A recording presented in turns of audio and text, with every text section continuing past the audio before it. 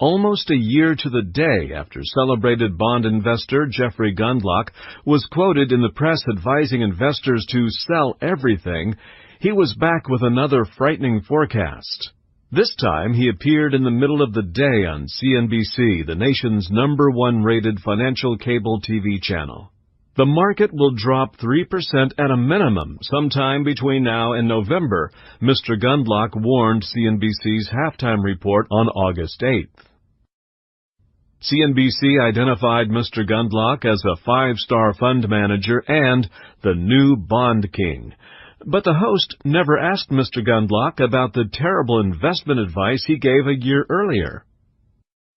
In a 2016 article in Barron's, a weekly financial news magazine, Mr. Gundlach had advised readers to sell everything, which turned out to be an investment disaster for anyone who actually took his advice.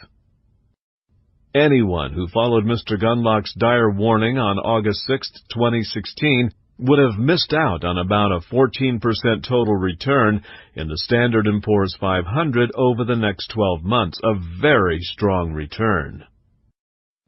Financial journalists have always covered Wall Street investors like rock stars, anointing them as gurus and ascribing supernatural powers to them.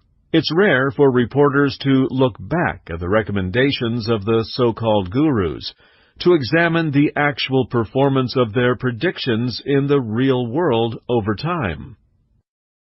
In the real world, this past week the S&P 500 yet again broke its all-time high, and then tumbled to close the week down 1.4%, the worst weekly loss in months.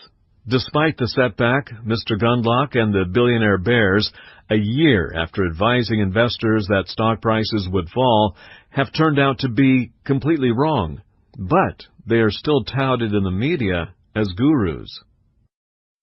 We don't believe in gurus.